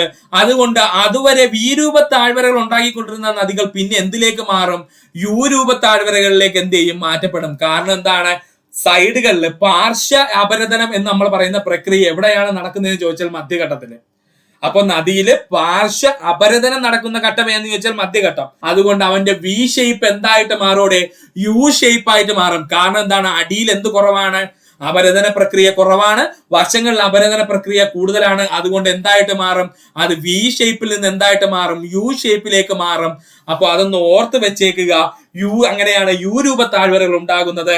അപ്പൊ യു രൂപ താഴ്വരകൾ ഉണ്ടാകുന്ന നദിയുടെ മധ്യഘട്ടത്തിൽ. നദിയുടെ വേഗത യുവത്വ നദിയേക്കാൾ കുറവും, എന്നാൽ വാർദ്ധക്യ നദിയേക്കാൾ എന്തായിരിക്കും, കൂടുതലുമായിരിക്കും. ഇമ്പോർട്ടന്റ് ആണ്. ഇവയ്ക്ക് വലിപ്പം കൂടിയ അവശിഷ്ടങ്ങളെയും കളിമണ്ണിനെയും നീക്കുവാൻ കഴിയും. ഓർക്കുക, ഇവയ്ക്ക് വലിപ്പം കൂടിയ അവശിഷ്ടങ്ങളെയും കളിമണ്ണിനെയും എന്ത് ചെയ്യും, നീക്കുവാൻ കഴിയും. സാധാരണഗതിയിൽ വലിയ പാറ കഷ്ണങ്ങൾ ഇവയ്ക്ക് നീക്കുവാൻ കഴിയില്ല. വെള്ളപ്പൊക്ക സമയങ്ങളിൽ മാത്രമാണ് ഇവയ്ക്ക് ഈ ഉണ്ടാകാറുള്ളൂ. അപ്പൊ എന്താണ്, പാറക്കെട്ടുകൾ സാധാരണയായി നദിയുടെ പാർശ്വങ്ങളിൽ കാണപ്പെടുന്നു. ഇമ്പോർട്ടന്റ് പോയിന്റ് എന്താണ്, പാറക്കെട്ടുകൾ പ്രധാനമായിട്ടും നദിയുടെ പാർശ്വഭാഗങ്ങളിലാണ് കാണപ്പെടുന്നത്. നദിയുടെ ഇരുകരകളിലും പുൽമേടോടുകൂടിയ വെള്ളപ്പൊക്ക സമതലങ്ങൾ കാണപ്പെടുന്നു. എന്താണ്, സമതലം കാണപ്പെടുന്നു. ഓർക്കുക, നദിയുടെ ഇരുകരകളിലും പുൽമേടുകളോടുകൂടിയ എന്താണ്, വെള്ളപ്പൊക്ക സമതലങ്ങൾ കാണപ്പെടുന്നു. അതെന്താണ് ഈ പുൽമേടുകളോടുകൂടിയ വെള്ളപ്പൊക്ക സമതലങ്ങൾ കാണപ്പെടുന്നത് വെച്ചാൽ കൃത്യമായ ഇടവേളകളിൽ എന്ത് സംഭവിക്കും, വെള്ളപ്പൊക്കം ഉണ്ടാവും. അതുകൊണ്ടാണ് അവിടെ എന്തുണ്ടാവുന്നത്, പുൽമേടുകളോടുകൂടിയ വെള്ളപ്പൊക്ക സമതലങ്ങൾ നമ്മൾ പറഞ്ഞതിന്റെ കാര്യം. വാർദ്ധക്യ നദികളെ പോലെ വളഞ്ഞു പുളഞ്ഞൊഴുകുന്ന ശീലം നന്നേ കുറവാണ്. എന്താണ്, വാർദ്ധക്യ നദികളെ പോലെ വളഞ്ഞു പുളഞ്ഞൊഴുകുന്ന സ്വഭാവം അല്ലെങ്കിൽ മിയാൻഡർ സ്വഭാവം ആർക്കില്ല, മധ്യഘട്ട നദികൾക്കില്ല. അവ വളരെ സ്ട്രെയിറ്റ് ആയിട്ടായിരിക്കും എപ്പോഴും എന്ത് ചെയ്യുന്നു, ഒഴുകുന്നത്. മണ്ണൊലിപ്പ് കാണപ്പെടുന്നതിനോടൊപ്പം തന്നെ അവശിഷ്ടങ്ങളുടെ നിക്ഷേപവും നടക്കുന്നു. ഇമ്പോർട്ടന്റ് പോയിന്റ്, മണ്ണൊലിപ്പ് ഈ പ്രദേശത്ത് കാണപ്പെടുന്നതിനോടൊപ്പം തന്നെ അവശിഷ്ടങ്ങളുടെ നിക്ഷേപവും എന്ത് ചെയ്യുന്നു, നടക്കുന്നു. വടക്കേ ഇന്ത്യയിലൊക്കെ എന്താണ് എക്കൽ നിക്ഷേപം കാണുന്നതിന് കാരണം ചോദിച്ചാല് ഗംഗാ നദി എന്ത് ചെയ്യുന്നു, സമതല പ്രദേശത്തേക്ക് പ്രവേശിക്കുന്നു. അതോടുകൂടി എന്ത് ചെയ്യും, നിക്ഷേപങ്ങളെല്ലാം ഇരുകരകളിലേക്ക് വിട്ടിട്ട് നദി എന്ത് ചെയ്യും, ഒലിച്ചു പോകും. പക്ഷെ അവിടെ മണ്ണൊലിപ്പുണ്ടോ, ഉണ്ട്. എന്നാല് നിക്ഷേപങ്ങൾ കൂടുതലായതുകൊണ്ട് തന്നെ എന്ത് സംഭവിക്കും, അത് എക്കൽ സമതലങ്ങളായിട്ട് എന്ത് ചെയ്യും, മാറ്റപ്പെടും. മറന്നു പോകരുത്, ഇമ്പോർട്ടന്റ് പോയിന്റ്. യുവത്വ നദിയേക്കാൾ കൂടുതൽ ജലം വഹിക്കുന്നത് മധ്യഘട്ട നദികളാണ്. യുവത്വ നദിയേക്കാൾ ഏറ്റവും കൂടുതൽ എന്ത് ചെയ്യും, ജലം വഹിക്കുന്നത് മധ്യഘട്ട നദികളാണ്. അതുകൊണ്ട് തന്നെ നദിക്ക് കൂടുതൽ അവസാദത്തെ വഹിച്ചുകൊണ്ട് പോകുവാൻ കഴിയും. കൂടുതൽ അവസാദത്തിന് എന്ത് ചെയ്യും, ഇവരെന്ത് ചെയ്യും, വഹിച്ചുകൊണ്ട് അങ്ങ് പോകും. കാരണം അത്രയ്ക്ക് ജലം എന്താണ് ആ സമയത്ത് ഈ നദിയിൽ എന്ത് ചെയ്യും, വന്നു ചേരുവാനുള്ള കാരണമൊക്കെ നമ്മൾ പറഞ്ഞിട്ടുണ്ട്. ട്രിബ്യൂട്ടറീസ് ഒക്കെ കാരണം നല്ല രീതിക്ക് ജലം എന്ത് ചെയ്യും, ഈ മധ്യകാലഘട്ടത്തിൽ എന്ത് ചെയ്യും, നദിയിലേക്ക് വന്നു ചേരുകയും അവസാദത്തെ അല്ലെങ്കിൽ ഈ പറഞ്ഞിരിക്കുന്ന അവശിഷ്ടത്തെ നദിക്ക് എന്ത് ചെയ്യാൻ കഴിയും, വലിച്ചുകൊണ്ട് പോകുവാൻ എന്ത് ചെയ്യാൻ കഴിയും. ഇത്രയും പോയിന്റ്സ് ഓർത്ത് വെച്ചിരിക്കുക. അടുത്തതായി നമ്മൾ പഠിക്കേണ്ടതാണ് മോസ്റ്റ് ഇമ്പോർട്ടന്റ് പോയിന്റ്, നദിയുടെ വാർദ്ധക്യഘട്ടം. മറന്നു പോകരുത്, നദിയുടെ വാർദ്ധക്യഘട്ടം. നദിക്ക് വേഗത ഏറ്റവും കുറയുന്ന ഘട്ടം ഇമ്പോർട്ടന്റ് പോയിന്റ് ആണ്. നദിക്ക് വേഗത ഏറ്റവും കുറയുന്ന ഘട്ടം എന്ന് ചോദിച്ചാൽ അത് വാർദ്ധക്യഘട്ടം. ഈ ഘട്ടത്തിൽ നദി വളരെ ആഴം കുറഞ്ഞതും ചരിവ് കൂടിയ പ്രദേശത്തിലൂടെയും കടന്നു പോകുന്നു. എന്താ പറഞ്ഞത്? ഈ ഘട്ടത്തില് നദി വളരെ ആഴം കുറഞ്ഞതും, ആഴം കുറവായിരിക്കും എന്നാൽ ചരിവോട് കൂടിയ പ്രദേശത്തൂടെ എന്ത് ചെയ്യുന്നു? കടന്നു പോകുന്നു. ആഴം കുറഞ്ഞതും എന്നാൽ വീതിയേറിയതുമായ യൂരൂപ താഴ്വരകൾ രൂപീകരിക്കുന്നു. ഇവിടെ യൂരൂപ താഴ്വരകൾ രൂപീകരിക്കുന്നെങ്കിലും അവയ്ക്ക് വീതി എന്താണ്? വളരെ കൂടുതലായിരിക്കും. ആഴം എന്തായിരിക്കും? വളരെ കുറവായിരിക്കും. അതിന് കാരണം എന്താണ്? വാർദ്ധക്യഘട്ടം എത്തുന്നതോടുകൂടി നദിയുടെ എന്താണ്? വേഗത നന്നേ കുറയുന്നു. അതോടുകൂടി അടിയൊഴുക്കും എന്ത് ചെയ്യുന്നു? നദിയുടെ നന്നേ കുറയുന്നു. യുവത്വ നദിയെ കമ്പയർ ചെയ്തിടത്തോളം വളരെ എന്താണ്? കുറവായിരിക്കും. ഈ ഒരു സിറ്റുവേഷൻ വരുമ്പോൾ എന്ത് ചെയ്യും? നമ്മൾ നേരത്തെ പറഞ്ഞു, അടിയൊഴുക്ക് കുറഞ്ഞാൽ എന്ത് ചെയ്യും? മുകൾ ഭാഗത്തുള്ളതിൽ എന്ത് സംഭവിക്കും? അപരദനം സംഭവിക്കും. മുകൾ ഭാഗത്തെ നദിയുടെ പാളിക്ക് അപരദനം കൂടുതലായി ചെയ്യാൻ കഴിയുന്നു. ഇതിനെ നമ്മൾ പാർശ്വ അപരദനം എന്ന് പറയുന്നു. അതുകൊണ്ട് തന്നെ ഇവിടെ പാർശ്വ അപരദനം മാക്സിമം ആയിട്ട് നടക്കുന്നു. അതുകൊണ്ട് ഈ പ്രദേശത്തുള്ള യൂരൂപ താഴ്വരകൾ അതിവിശാലമായിരിക്കും. എന്നാൽ അവയ്ക്ക് എന്താണ്? ആഴം വളരെ എന്തായിരിക്കും? കുറവ്. വീതി എന്താണ്? കൂടിയതും എന്നാൽ എന്താണ്? ആഴം വളരെ കുറവുമായിരിക്കും. ഓർത്ത് വെച്ചേക്കുക. ഒന്നുകൂടെ പറയാം. യുവത്വഘട്ടത്തില് നദി വീരൂപ താഴ്വരകൾ രൂപീകരിക്കുന്നു. മധ്യഘട്ടത്തില് യൂരൂപ താഴ്വരകൾ നിർമ്മിക്കുന്നു. വേഗത കുറഞ്ഞു വന്നതോടുകൂടി എന്താണ്? ചെറിയ അവസാദങ്ങളെ മാത്രമേ നദിക്ക് എന്ത് ചെയ്യാൻ പറ്റുള്ളൂ? കൊണ്ടുപോകുവാൻ കഴിയുള്ളൂ. അതുകൊണ്ട് തന്നെ നദി കൂടുതലായി ചെളി നിറഞ്ഞ രൂപത്തിൽ കാണപ്പെടുന്നു. നദിക്ക് ചുറ്റുമുള്ള പൊതു ഭൂപ്രകൃതി പരന്നതും കുത്തനെ ചരിവ് ഇല്ലാത്തതുമായിരിക്കും. ഇമ്പോർട്ടന്റ് പോയിന്റ് ആണ്, പഠിച്ചോളണേ. നദിക്ക് ചുറ്റുമുള്ള പൊതു ഭൂപ്രകൃതി എന്തായിരിക്കും? പരന്നതും കുത്തനെ ചരിവില്ലാത്തതുമായിരിക്കും വാർദ്ധക്യഘട്ടത്തിൽ. കാരണം എന്താണ്? നദി എവിടത്തേക്ക് എത്തി? നമ്മുടെ പതനസ്ഥാനത്തേക്ക് എത്തി. കുന്നുകൾ സാധാരണയായി നദിയിൽ നിന്നും അകലെയായി കാണപ്പെടുന്നു. കാരണം യുവത്വഘട്ടത്തിലാണ് കുന്നുകൾ വരുന്നത്. മധ്യഘട്ടത്തിന്റെ ആരംഭത്തോടുകൂടി കുന്നുകൾ എന്ത് ചെയ്യും? ഇരു സൈഡിലേക്കും എന്ത് ചെയ്യും? മാറ്റപ്പെടും. വാർദ്ധക്യഘട്ടം എത്തുമ്പോഴത്തേക്കും നദിയിൽ പിന്നെ നമ്മൾ നോക്കിക്കഴിഞ്ഞാൽ ആ ഭാഗത്തൊന്നും കുന്നുകൾ എന്ത് ചെയ്യത്തില്ല? കാണത്തില്ല. ഓർക്കുക. നദിയോട് ചേർന്ന് വിശാലമായ വെള്ളപ്പൊക്ക സമതലങ്ങൾ കാണപ്പെടുന്നു. അത് ഇമ്പോർട്ടന്റ് ആണ്, പഠിച്ചോളണേ. വാർദ്ധക്യഘട്ടത്തിൽ നദി രൂപീകരിക്കുന്ന പ്രധാനപ്പെട്ടതാണ് ഓക്സ്ബോ തടാകങ്ങൾ. മോസ്റ്റ് ഇമ്പോർട്ടന്റ് ആണ്, പഠിച്ചോളണേ. എന്താണ് ഓക്സ്ബോ തടാകങ്ങൾ എന്ന് പറഞ്ഞു കഴിഞ്ഞാൽ? ഓക്സ്ബോ തടാകങ്ങൾ എന്ന് പറഞ്ഞാൽ ഇത്രയേ ഉള്ളൂ. നദി ഇങ്ങനെ ഒഴുകി വരികയാണ്, അല്ലെങ്കിൽ മിയാൻഡറുകൾ സൃഷ്ടിച്ചുകൊണ്ട് ഒരു നദി ഒഴുകി വരികയാണെന്ന് കരുതുക. ഓക്കെ, നദി ഒഴുകി വരുവാണേ, സെറ്റാണ്.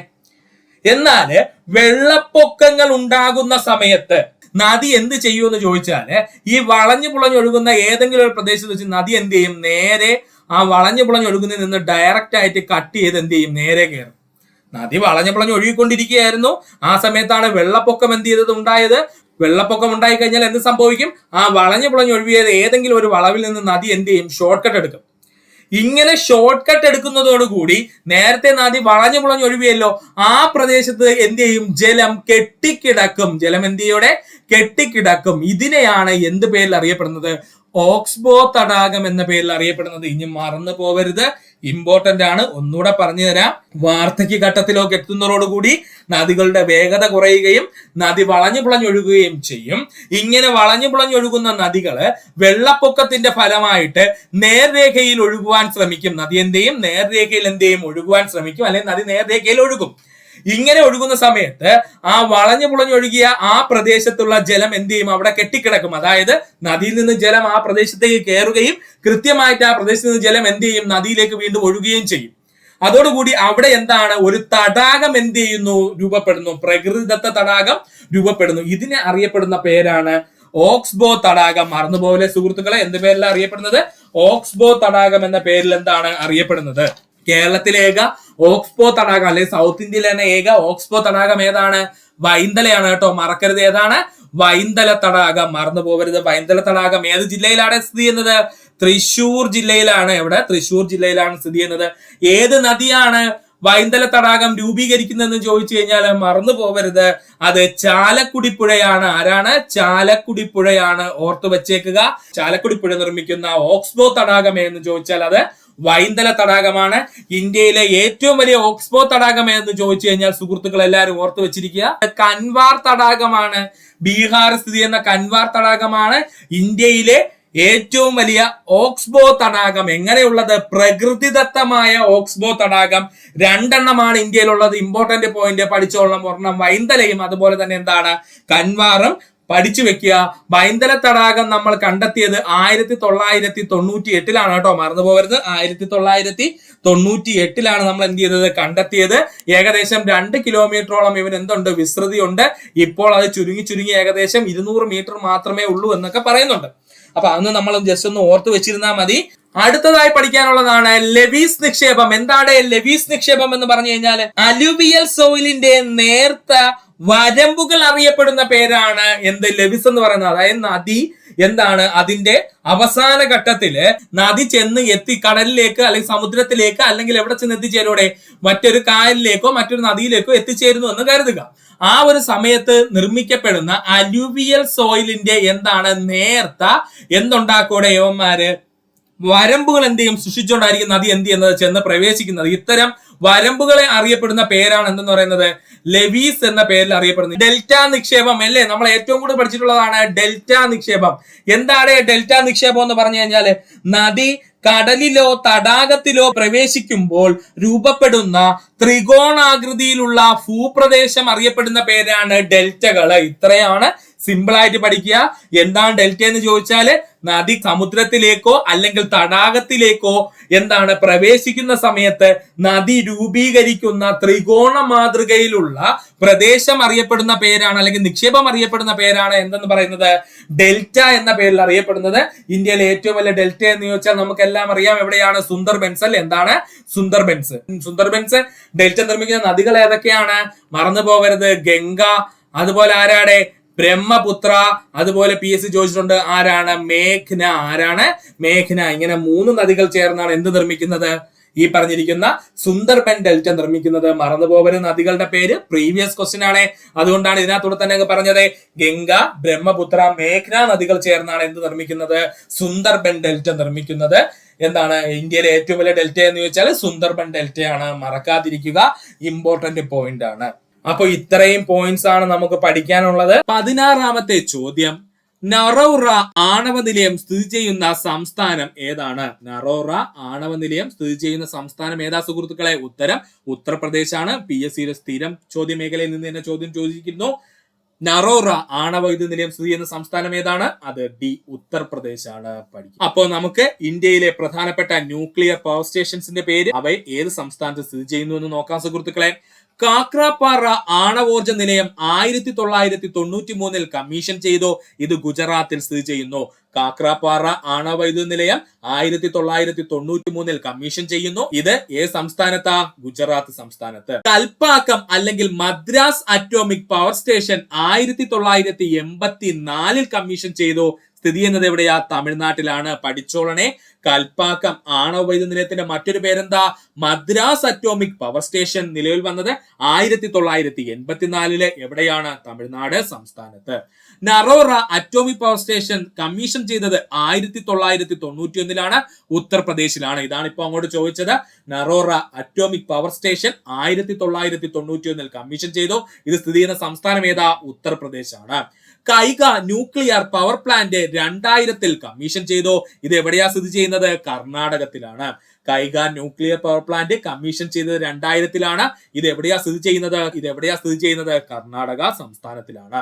Rajasthan atomic power station 1973 commission ചെയ്തു. എവിടെയാത്? രാജസ്ഥാനിൽ തന്നെയാണ്. രാജസ്ഥാൻ അറ്റോമിക് പവർ സ്റ്റേഷൻ 1973 നിലവിൽ വന്നു. ഇത് എവിടെയാ? രാജസ്ഥാന്റെ ഭാഗമാണ്. താരാപൂർ അറ്റോമിക് പവർ സ്റ്റേഷൻ 1969 നിലവിൽ വന്നു. ഇത് എവിടെയാ? മഹാരാഷ്ട്ര സംസ്ഥാനത്തിന്റെ ഭാഗമാണ്. ഇതും ഒരുപാട് തവണ PSC പ്രീവിയസ് ആയി ചോദിച്ച ക്വസ്റ്റ്യൻ ആണ്. അതുകൊണ്ട് സ്റ്റേജ് 3 നമുക്കിത് പ്രതീക്ഷിക്കാം. താരാപൂർ അറ്റോമിക് പവർ സ്റ്റേഷൻ 1969 നിലവിൽ വന്നു. എവിടെയാത്? മഹാരാഷ്ട്ര സംസ്ഥാനത്തിന്റെ ഭാഗമായി. കൂടംകുളം ആണവ നിലയം 2013 കമ്മീഷൻ ചെയ്യപ്പെട്ടു. എവിടെയാ? തമിഴ്നാട്ടിലാണ്. കൂടംകുളം ആണവ നിലയം 2013 കമ്മീഷൻ ചെയ്യപ്പെട്ടു. എവിടെയാ നിലവിൽ വന്നത്? തമിഴ്നാടാണ്. ഒന്നുകൂടി പറയാം സുഹൃത്തുക്കളെ, ശ്രദ്ധിച്ചിരിക്കുക. ഏറ്റവും ഇമ്പോർട്ടന്റ് പോയിന്റ് ആണ് പറയുന്നത്. ഇന്ത്യയിലെ പ്രധാനപ്പെട്ട ന്യൂക്ലിയർ പവർ സ്റ്റേഷൻസും അവയുടെ സ്ഥിതി ചെയ്യുന്ന സംസ്ഥാനങ്ങളുമാണ് നമ്മൾ പറഞ്ഞത്. കാക്രാപാറ ആണവോർജ നിലയം 1993 കമ്മീഷൻ ചെയ്തു. ഇത് ഗുജറാത്ത് സംസ്ഥാനത്തിന്റെ ഭാഗമാണ്. കൽപ്പാക്കം ന്യൂക്ലിയർ പവർ സ്റ്റേഷൻ, അവ അറിയപ്പെടുന്ന മറ്റൊരു പേരെന്താ, മദ്രാസ് അറ്റോമിക് പവർ സ്റ്റേഷൻ, നിലവിൽ വന്നത് 1984 തമിഴ്നാട് സംസ്ഥാനത്തിലാണ് സ്ഥിതി ചെയ്യുന്നത്. നറോറ അറ്റോമിക് പവർ സ്റ്റേഷൻ 1991 നിലവിൽ വന്നു. ഇത് ഉത്തർപ്രദേശ് സംസ്ഥാനത്തിലാണ് സ്ഥിതി ചെയ്യുന്നത്. കൈഗ ന്യൂക്ലിയർ പവർ പ്ലാന്റ് 2000 നിലവിൽ വന്നു. ഇത് കർണാടക സംസ്ഥാനത്തിലാണ് സ്ഥിതി ചെയ്യുന്നത്. രാജസ്ഥാൻ അറ്റോമിക് പവർ സ്റ്റേഷൻ 1973 നിലവിൽ വന്നു. ഇത് എവിടെയാ സ്ഥിതി ചെയ്യുന്നത്, രാജസ്ഥാനിലാണ് സ്ഥിതി ചെയ്യുന്നത്. താരാപൂർ അറ്റോമിക് പവർ സ്റ്റേഷൻ 1969 നിലവിൽ വന്നു. ഇത് എവിടെയാ സ്ഥിതി ചെയ്യുന്നത്, മഹാരാഷ്ട്ര സംസ്ഥാനത്തിന്റെ ഭാഗമായി സ്ഥിതി ചെയ്യുന്നു. കൂടംകുളം ആണവ വൈദ്യുത നിലയം 2013 നിലവിൽ വന്നു. ഇത് എവിടെയാ സ്ഥിതി ചെയ്യുന്നത്, തമിഴ്നാടാണ്. ഇനി നമുക്ക് പഠിക്കാനുള്ളത് എന്ന് ചോദിച്ചാല്, ഇനി നമ്മുടെ കേന്ദ്ര സർക്കാർ കുറച്ച് പുതിയ ആണവ വൈദ്യുത നിലയങ്ങൾക്ക് വേണ്ടിയിട്ടുള്ള പ്രോജക്റ്റുകൾ സ്റ്റാർട്ട് ചെയ്തിട്ടുണ്ട്. അവ ഏതൊക്കെയാണ്, ഏതൊക്കെ സംസ്ഥാനത്തിലാണ് നമ്മൾ പഠിച്ചിരിക്കണം. വളരെ ഇമ്പോർട്ടന്റ് ആണ്. പ്രിലിംസിന് മാത്രമല്ല, സുഹൃത്തുക്കൾക്ക് മെയിൻസിനും ഉപയോഗപ്പെടും ഇങ്ങനെയുള്ള ചോദ്യങ്ങൾ. അതുകൊണ്ട് പഠിച്ചു വെക്കുക. ഇനി നമ്മുടെ ഇന്ത്യയിൽ വരാൻ പോകുന്ന പ്രധാനപ്പെട്ട പുതിയ ന്യൂക്ലിയർ പവർ പ്രോജക്റ്റുകളാണ്. നമുക്ക് നോക്കാം. ചുട്ക മധ്യപ്രദേശ്, ചുട്ക മധ്യപ്രദേശ്. ഖൊരഗ്പൂർ ഹരിയാന, ഖൊരഗ്പൂർ ഹരിയാന. ഭിംപൂർ മധ്യപ്രദേശ്, ഭിംപൂർ മധ്യപ്രദേശ്. മഹി ബൻസ്വര രാജസ്ഥാൻ, മഹി ബൻസ്വര രാജസ്ഥാൻ. ഹരിപ്പൂർ പശ്ചിമ ബംഗാൾ, ഹരിപ്പൂർ പശ്ചിമ ബംഗാൾ. മിതിവൃദ്ധി അല്ലെങ്കിൽ വിരാഠി എന്ന പേരിലും അറിയപ്പെടുന്നുണ്ട്, ഗുജറാത്ത്. മിതിവൃദ്ധി അഥവാ വിരാഠി എവിടെയാണ്, ഗുജറാത്തിലാണ്. കൊവ്വയിൽ ആന്ധ്രാപ്രദേശ്, കൊവ്വയിൽ ആന്ധ്രാപ്രദേശ്. ജയ്താപൂർ മഹാരാഷ്ട്ര, ജയ്താപൂർ മഹാരാഷ്ട്ര. ഇത്രയിലുമാണ് ഇനി നമ്മുടെ ഇന്ത്യയില് പ്രധാനമായിട്ടും ന്യൂക്ലിയർ പവർ പ്ലാന്റുകൾ നിലവിൽ വരാൻ പോകുന്നത്. ഒന്നുകൂടെ പറയാം സുഹൃത്തുക്കളെ, ശ്രദ്ധിക്കുക, വളരെ ഇമ്പോർട്ടന്റ് ആണ്. ചുട്ക മധ്യപ്രദേശ്, ഖൊരഗ്പൂർ ഹരിയാന, ഭിംപൂർ മധ്യപ്രദേശ്, മഹി ബൻസ്വാര രാജസ്ഥാൻ, ഹരിപ്പൂർ പശ്ചിമ ബംഗാൾ, മിതിവൃദ്ധി അല്ലെങ്കിൽ വിരാഠി എന്നറിയപ്പെടുന്നു ഗുജറാത്ത്, കൊവ്വയിൽ ആന്ധ്രാപ്രദേശ്, ജയ്താപൂർ മഹാരാഷ്ട്രയാണ്. 17ാമത്തെ ചോദ്യം, 2024 ഒക്ടോബറിൽ ബ്രിക്സ് ഉച്ചകോടി നടന്നത് എവിടെയെന്നാണ് ചോദിച്ചിരിക്കുന്നത്. ഉത്തരം കസാൻ, റഷ്യയാണ്. ഓൾറെഡി നമ്മൾ പറഞ്ഞിരുന്ന പോയിന്റ് ആയിരുന്നു. നമ്മുടെ കഴിഞ്ഞ തവണ ഉണ്ടായിരുന്ന നമ്മുടെ സ്റ്റേജ് 1 എക്സ്പ്ലനേഷൻ വീഡിയോയിൽ വ്യക്തമായിട്ട് പഠിക്കണമെന്ന് പറഞ്ഞു വിട്ടതാണ് സുഹൃത്തുക്കളെ. 2024 ഒക്ടോബറിൽ ബ്രിക്സ് ഉച്ചകോടി നടന്നത് എവിടെയാണ്, കസാൻ, റഷ്യയിലാണ്. 18ാമത്തെ ചോദ്യം, ഗുർ, ഗണ്ഡസാരി എന്നീ പദങ്ങൾ ഏത് വ്യവസായവുമായി ബന്ധപ്പെട്ടിരിക്കുന്നു. ഉത്തരം സി, പഞ്ചസാര വ്യവസായവുമായിട്ട് ബന്ധപ്പെട്ടിരിക്കുന്ന വാക്കുകളാണ് കേട്ടോ. ഗുർ, ഗണ്ഡസാരി എന്നീ പദങ്ങൾ ഏത് വ്യവസായവുമായി ബന്ധപ്പെട്ടിരിക്കുന്നതാ, പഞ്ചസാര വ്യവസായവുമായിട്ട് ബന്ധപ്പെട്ടിരിക്കുന്നതാണ്. അപ്പോൾ നമുക്ക് ഇന്ത്യൻ പഞ്ചസാര വ്യവസായത്തെ കുറിച്ചൊന്ന് ഇന്ത്യയിലെ പഞ്ചസാര വ്യവസായം. പഞ്ചസാരയുടെ ജന്മദേശം എന്നറിയപ്പെടുന്ന രാജ്യം ഇന്ത്യയാണ്. പഠിച്ചോളനെ, പലരും ക്യൂബയിലോട്ടൊക്കെ പോവും. ക്യൂബയൊന്നും അല്ല, പഞ്ചസാരയുടെ ജന്മദേശം എന്നറിയപ്പെടുന്ന രാജ്യം ഏതാ, അത് ഇന്ത്യയാണ്. ഇന്ത്യയിൽ ഉൽപ്പാദിപ്പിക്കുന്ന പഞ്ചസാരയുടെ പ്രാഥമിക ഉറവിടം കരിമ്പുകളിൽ നിന്നാണ്. ഇന്ത്യയിൽ ഉൽപ്പാദിപ്പിക്കുന്ന പഞ്ചസാരയുടെ പ്രാഥമിക ഉറവിടം ഏതാ, കരിമ്പുകളിൽ നിന്നാണ്. അങ്ങനെ ഉണ്ടാകുമ്പോൾ നമുക്ക് സ്വാഭാവികമായിട്ട് ഒരു ചോദ്യം വരും, അങ്ങനെ എന്താ പഞ്ചസാര വേറെ രീതിയിൽ ഉണ്ടാക്കുന്നുണ്ടോ, കെമിക്കലായിട്ട് നമ്മൾ ഉണ്ടാക്കുന്നുണ്ട്, അതിനെയല്ലേ നമ്മൾ സാക്കറിൻ എന്നൊക്കെ പറയുന്നത്. പഞ്ചസാരയെ കെമിക്കലായിട്ട് നമ്മൾ ഉണ്ടാക്കുന്നതല്ലേ സാക്കറിൻ എന്നൊക്കെ പറയുന്നത്. അപ്പോ ഇന്ത്യയിൽ ഉൽപ്പാദിപ്പിക്കുന്ന പഞ്ചസാരയുടെ ഭൂരിഭാഗവും എവിടെ നിന്നാ, കരിമ്പിൽ നിന്നാണ്.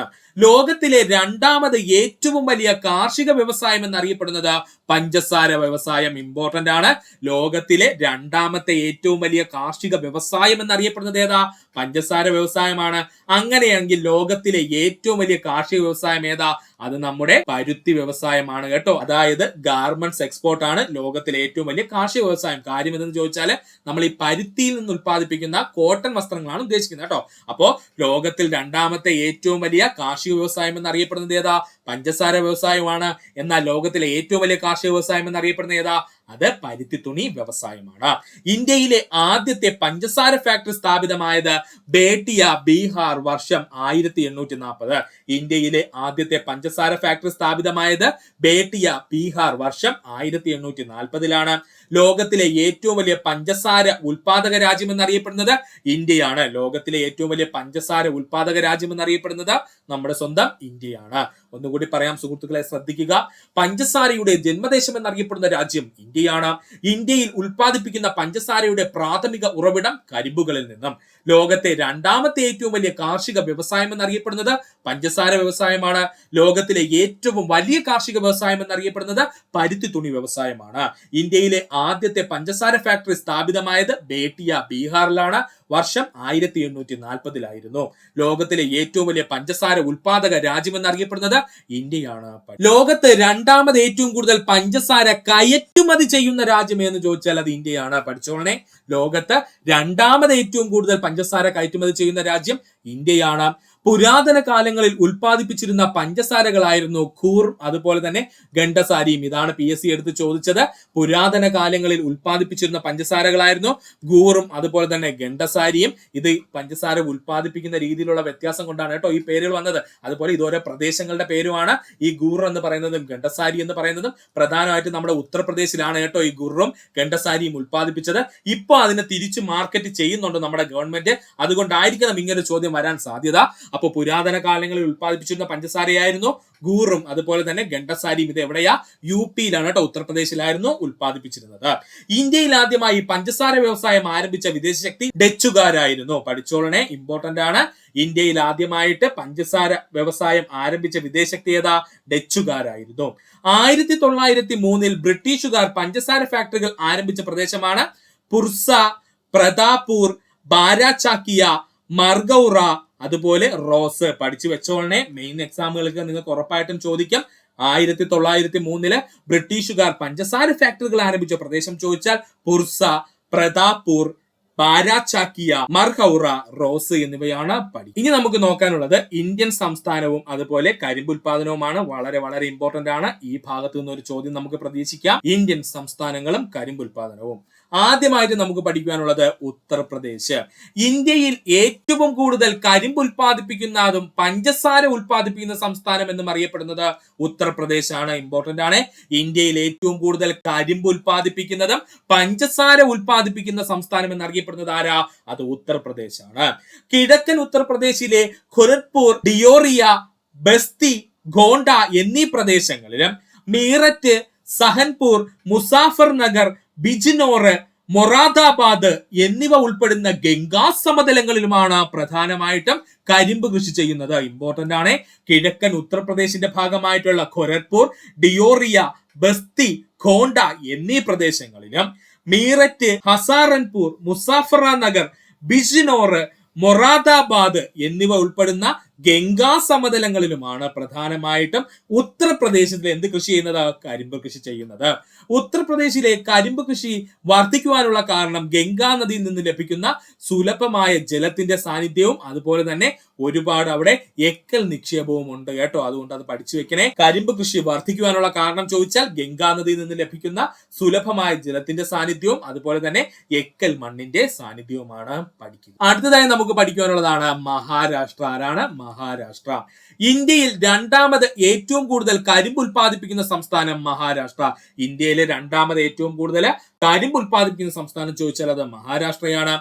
മഹാരാഷ്ട്ര പീഠഭൂമിയുടെ പടിഞ്ഞാറൻ ഭാഗത്തുള്ള നദീതടങ്ങളിലാണ് പഞ്ചസാര മില്ലുകൾ പ്രധാനമായിട്ടും കേന്ദ്രീകരിച്ചിരിക്കുന്നത്. അതായത് മഹാരാഷ്ട്ര പീഠഭൂമിയുടെ പടിഞ്ഞാറൻ ഭാഗത്തുള്ള നദീതടങ്ങളിലാണ് കൂടുതലായിട്ട് കരിമ്പ് ഉൽപ്പാദിപ്പിക്കുന്നത് എന്നർത്ഥം കേട്ടോ. അഹമ്മദ് നഗർ ആണ് ഏറ്റവും വലിയ കേന്ദ്രം. നമ്മുടെ മഹാരാഷ്ട്രയിലെ ഏറ്റവും കൂടുതൽ പഞ്ചസാര ഉൽപ്പാദിപ്പിക്കുന്നത് അഥവാ ഏറ്റവും കൂടുതൽ കരിമ്പ് ഉൽപ്പാദിപ്പിക്കുന്ന പ്രദേശം എന്ന് ചോദിച്ചാൽ അത് അഹമ്മദ് നഗറാണ്.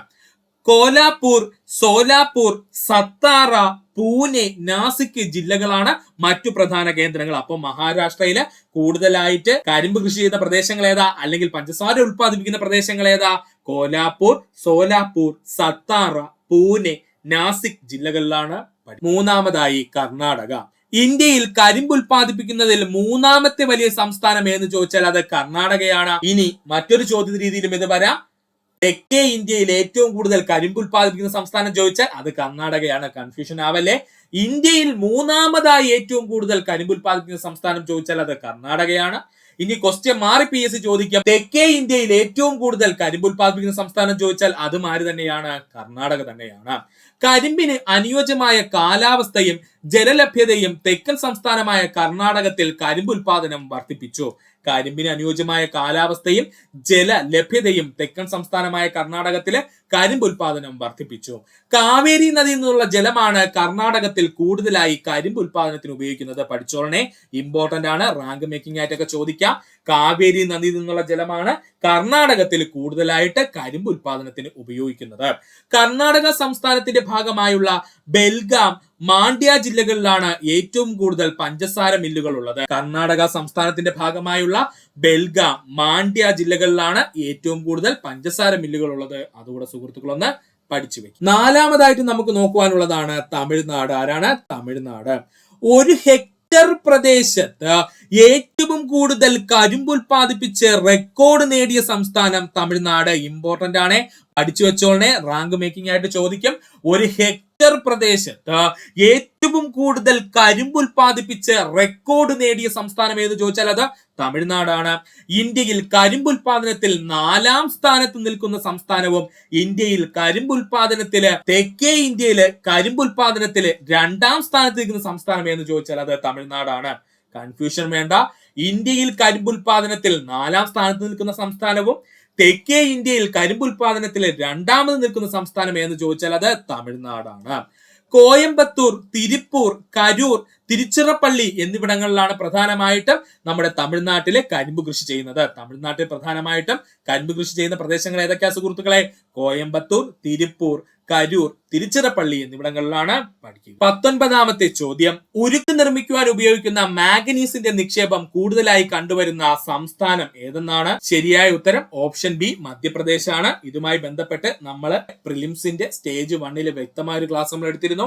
അവിടെ നമ്മൾ വ്യക്തമായിട്ട് പറയുകയും ചെയ്തിരുന്നു മാംഗനീസിന്റെ നിക്ഷേപമൊക്കെ നന്നായിട്ട് പഠിച്ചു വെക്കണമെന്ന്. ഇനി നമുക്ക് നോക്കാനുള്ളത് 2024 കണക്ക് പ്രകാരം ഇന്ത്യയിലെ ധാതു ഉൽപാദനത്തിന്റെ സംസ്ഥാനം തിരിച്ചുള്ള പട്ടികയാണ്. അതായത് ഇന്ത്യയിലെ ഏറ്റവും കൂടുതൽ ഏതൊക്കെ സംസ്ഥാനങ്ങളാണ് ധാതുക്കൾ ഉൽപ്പാദിപ്പിക്കുന്നത് എന്നാണ് നമ്മൾ നോക്കാൻ പോകുന്നത്. അപ്പൊ നമുക്ക് നോക്കാം ഇന്ത്യയിലെ ധാതു ഉൽപാദനത്തിന്റെ സംസ്ഥാനം തിരിച്ചുള്ള പട്ടിക 2024 കണക്ക് പ്രകാരം. ധാതു കൂടുതൽ ഉൽപ്പാദിപ്പിക്കുന്ന സംസ്ഥാനം ഓക്കെയാണേ. നമുക്ക് നോക്കാം. ഇരുമ്പ് ഏറ്റവും കൂടുതൽ ഉൽപ്പാദിപ്പിക്കുന്ന സംസ്ഥാനം ഒറീസ, 2ാം സ്ഥാനം ഛത്തീസ്ഗഡ്, 3ാം സ്ഥാനം കർണാടക. പഠിച്ചോളനെ, ഇരുമ്പ് ഏറ്റവും കൂടുതൽ ഉൽപ്പാദിപ്പിക്കുന്ന സംസ്ഥാനം ഒറീസയാണ്, 2ാം സ്ഥാനം ഛത്തീസ്ഗഡ്, 3ാം സ്ഥാനം ഏതാണ്? കർണാടകയാണ്. മാംഗനീസ് കൂടുതലായി ഉൽപ്പാദിപ്പിക്കുന്ന സംസ്ഥാനം മധ്യപ്രദേശാണ്, 2ാം സ്ഥാനം മഹാരാഷ്ട്രയാണ്. മാംഗനീസ് കൂടുതലായിട്ട് ഉൽപ്പാദിപ്പിക്കുന്ന സംസ്ഥാനം ഏതാണ്? അത് മധ്യപ്രദേശാണ്, 2ാം സ്ഥാനം ഏതാണ്? മഹാരാഷ്ട്രയാണ്. ക്രോമേറ്റ് ഏറ്റവും കൂടുതൽ ഉൽപ്പാദിപ്പിക്കുന്ന സംസ്ഥാനം ഒറീസയാണ്, 2ാം സ്ഥാനം കർണാടക, 3ാം സ്ഥാനം ആന്ധ്രാപ്രദേശ്. ക്രോമേറ്റ് കൂടുതലായി ഉൽപ്പാദിപ്പിക്കുന്ന സംസ്ഥാനങ്ങൾ ഏതൊക്കെയാണ്? ഒന്ന് ഒറീസ, 2ാം സ്ഥാനം കർണാടക, 3ാം സ്ഥാനം ആന്ധ്രാപ്രദേശാണ്. നിക്കൽ കൂടുതലായി ഉൽപ്പാദിപ്പിക്കുന്ന സംസ്ഥാനം ഒറീസയാണ്, 2ാം സ്ഥാനം ജാർഖണ്ഡ് ആണ്. നിക്കല് കൂടുതലായി ഉൽപ്പാദിപ്പിക്കുന്ന സംസ്ഥാനം ഒറീസയാണ്, 2ാം സ്ഥാനം ജാർഖണ്ഡ് ആണ്. കൊബാൾട്ട് കൂടുതലായി ഉൽപ്പാദിപ്പിക്കുന്ന സംസ്ഥാനം ജാർഖണ്ഡ് ആണ്, 2ാം സ്ഥാനം ഒറീസയാണ്, 3ാം സ്ഥാനം നാഗാലാൻഡ് ആണ്. കൊബാൾട്ട് കൂടുതലായി ഉൽപ്പാദിപ്പിക്കുന്ന സംസ്ഥാനം ഏതാണ്? ജാർഖണ്ഡ് ആണ്, 2ാം സ്ഥാനം ഒറീസയാണ്, 3ാം സ്ഥാനം നാഗാലാൻഡ് ആണ്. അലുമിനിയം കൂടുതലായി ഉൽപ്പാദിപ്പിക്കുന്ന സംസ്ഥാനം ഒറീസയാണ്, 2ാം സ്ഥാനം ഗുജറാത്ത് ആണ്. അലുമിനിയം കൂടുതലായി ഉൽപ്പാദിപ്പിക്കുന്ന സംസ്ഥാനം ഒറീസയാണ്, 2ാം സ്ഥാനം ഏതാണ്? ഗുജറാത്ത് ആണ്. ഒന്നുകൂടി പറയാം സുഹൃത്തുക്കളെ, ശ്രദ്ധിക്കുക, കൺഫ്യൂഷൻ ഒന്നും വേണ്ട. ഇരുമ്പ് ഏറ്റവും കൂടുതൽ ഉൽപ്പാദിപ്പിക്കുന്ന സംസ്ഥാനം ഒറീസയാണ്, 2ാം സ്ഥാനം ഛത്തീസ്ഗഡ് ആണ്, 3ാം സ്ഥാനം കർണാടകയാണ്. മാംഗനീസ് കൂടുതലായി ഉൽപ്പാദിപ്പിക്കുന്ന സംസ്ഥാനം മധ്യപ്രദേശാണ്, 2ാം സ്ഥാനം മഹാരാഷ്ട്രയാണ്. ക്രോമേറ്റ് കൂടുതലായി ഉൽപ്പാദിപ്പിക്കുന്ന സംസ്ഥാനം ഒറീസയാണ്, 2ാം സ്ഥാനം കർണാടകയാണ്, 3ാം സ്ഥാനം ആന്ധ്രാപ്രദേശാണ്. നിക്കൽ കൂടുതലായി ഉൽപ്പാദിപ്പിക്കുന്ന സംസ്ഥാനം ഒറീസയാണ്, 2ാം സ്ഥാനം ജാർഖണ്ഡ് ആണ്. കൊബാൾട്ട് കൂടുതലായി ഉൽപ്പാദിപ്പിക്കുന്ന സംസ്ഥാനം ജാർഖണ്ഡ് ആണ്, 2ാം സ്ഥാനം ഒറീസയാണ്, 3ാം സ്ഥാനം നാഗാലാൻഡ് ആണ്. അലുമിനിയം കൂടുതലായി ഉൽപ്പാദിപ്പിക്കുന്ന സംസ്ഥാനം ഒറീസയാണ്, 2ാം സ്ഥാനം എവിടെയാ? ഗുജറാത്ത് ആണ്. ചെമ്പ് ഏറ്റവും കൂടുതൽ ഉൽപ്പാദിപ്പിക്കുന്ന സംസ്ഥാനം മധ്യപ്രദേശാണ്, 2ാം സ്ഥാനം രാജസ്ഥാനാണ്, 3ാം സ്ഥാനം ജാർഖണ്ഡ് ആണ്.